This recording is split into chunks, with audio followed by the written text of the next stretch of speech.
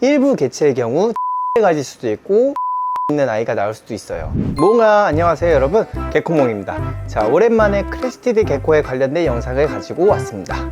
자, 오늘은 여러분들이 건강한 브리딩을 할 수 있도록, 건강한 번식을 할 수 있도록 안내를 해드리는 시간을 한번 가져볼 건데요. 한 생물을 번식시키는 것은 여러분들에게 책임이 필요한 작업이고 그에 대한 적절한 준비와 지식이 필요합니다. 자, 그럼 함께 가보시죠. 첫 번째, 크레스티드 개코를 번식시키는 데 있어서 중요한 것은 바로 건강한 부모 개체의 선택입니다. 건강한 부모 개체를 선택함으로써 건강한 새끼를 낳을 수 있습니다. 자, 건강한 크레스티드 개코는 이전에도 여러분들께 말씀드렸듯이 꼬리가 너무 구불거리거나 아니면은 밥을 잘 안 먹거나 똥을 잘 안 싸거나 벽에 잘 달라붙지 못하거나 아니면 골반이 휘었거나 그런 것도 하나의 요소가 될 수 있겠지만은, 자, 우선적으로 이 친구들이 서로 짝짓기를 할 수 있는 건강한 상태인지 봐주시는 게 가장 중요하다고 보시면 됩니다. 상태를 보는 방법은 암컷의 경우 몸무게뿐만이 아니고 이 친구가 가진 체형, 예를 들면 이제 등뼈가 훤히 드러난 그런 마른 크레스티드 개코를 서로 짝짓기 짓는 것은 나중에 임신했을 때 그 영양분이 그 알로 가서 출산을 했을 때 데미지를 암컷이 온전히 받게 되므로 여러분들이 크레스티드 개코를 번식할 때 중요한 것은 암컷이 건강한 상태인가 봐주시는 게 가장 중요한 순서지 않을까 싶습니다. 자, 두 번째로 올바른 환경 조성에 대해서 안내를 한번 해드리겠습니다.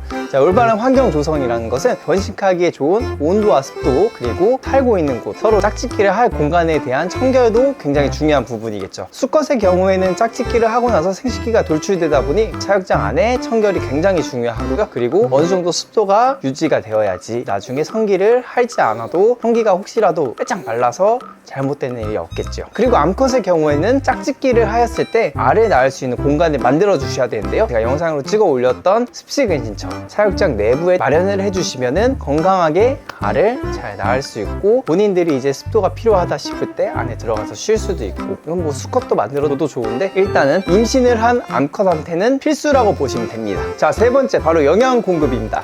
여러분들의 크레스티드 개코가 짝짓기를 해서 임신을 한 암컷 같은 경우에는 알을 생성하는 데 있어서 칼슘이 많이 소모되기 때문에 상대적으로 좀 더 칼슘이 필요하게 돼요. 저희 개코몽에서는 암컷을 위해서 영양제를 좀 더 공급을 해주고 있습니다. 이 제품은 G랩에서 만든 해치라는 상품으로 가루 형태로 되어 있어서 슈퍼푸드에 5에서 10% 정도 넣어주면은 칼슘이 부족한 암컷에게 조금 더 효과적으로 칼슘을 공급할 수 있도록 도와주는 제품입니다. 저희는 이 제품을 일주일에 한 번씩 급여를 해주고 있고, 이 제품 외에도 G랩에서 만든 녹십자 제품도 주기적으로 아이들한테 공급을 해주고 있습니다. 광고나 협찬은 없었습니다. 자, 네 번째, 적절한 메이팅 시기. 크레스티드 개코 같은 경우는 보통 봄과 여름에 메이팅을 하는 것이 가장 적합한 시기긴 하지만, 여러분들이 이제 크레스티드 개코를 키우는 그런 환경이 어떤 곳은 추운 환경이 지속될 수 있고 어떤 환경은 더운 환경이 지속이 될 수가 있는데, 그런 이제 온도 변화에 맞춰서 크레스티드 개코가 배란이 왔고 발정이 왔는지 확인해주고 짝짓기를 시켜주시는 것이 좋습니다. 이제 배란이 안 온 암컷에 발정난 수컷을 함께 합사를 하면은 암컷이 굉장히 힘들어 하겠죠. 그래서 서로 이제 시기가 딱 왔을 때 같이 합사해 주셔야 합니다. 자, 다섯 번째, 부모 개체 선택인데요. 크레스티드 개코의 부모 개체를 선택할 때 중요한 점은 일단은 여러분들이 조금 주의해 주셔야 할 게, 카푸치노와 카푸치노끼리는 웬만하면은 이제 교배를 지양하는 게 좋다고 생각하고, 왜냐면 이제 슈퍼 카푸치노가 이슈가 굉장히 많아요. 불임 이슈라든가 파바이, 근골격계, 그리고 콧구멍, 무엇보다 이제 콧구멍이 좀 작게 나오는 친구들이 많다 보니까 숨쉬기도 어려워서 바늘로 콧구멍을 뚫어준다는 얘기도 있을 정도로 케어하기 좀 힘든 아이들이에요. 기본적으로 좀 약하게 태어난다고 생각하시면 됩니다. 그리고 두 번째로 이제 릴리 화이트끼리의 교배가 있는데, 릴리 화이트가 교배하게 되면은 25% 확률로 시사 유전이 발생하게 돼서 무조건 죽는 친구가 나오게 됩니다. 릴리 화이트끼리의 교배는 윤리적으로 안 한다고 보시면 되고요. 릴리 화이트끼리 교배했을 때 더 고퀄리티 아이가 나온다, 이런 헛소문이 있는데 전혀 이제 근거 없고 아무런 자료도 없는 그런 소문이기 때문에 여러분들은 절대 그런 행위는 안 하시는 걸 추천드리고 있습니다.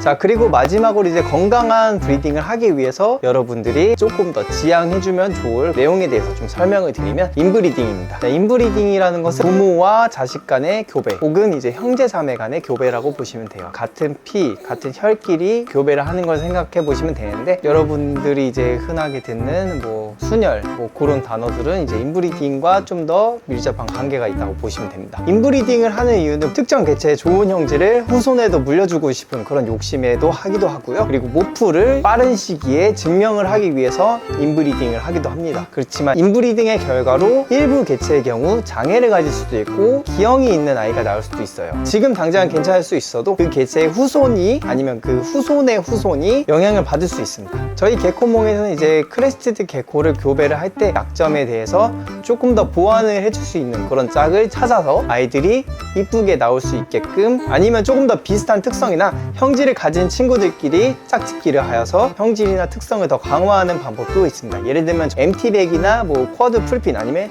MT백 아니면 MT백 슈퍼스트라이프, 뭐 이런 식으로 짝짓기를 해주면서 뭐 형질을 그 후대에도 좀 잘 받아서 나올 수 있게끔 노력하고 있습니다. 자, 오늘은 크레스티드 개코의 번식에 관련된 내용 두 번째로 한번 찍어 보았는데요. 여러분들의 건강한 크레스티드 개코 번식에 대해서 응원하면서 자, 오늘도 영상 마치도록 하겠습니다. 감사합니다. 몽바.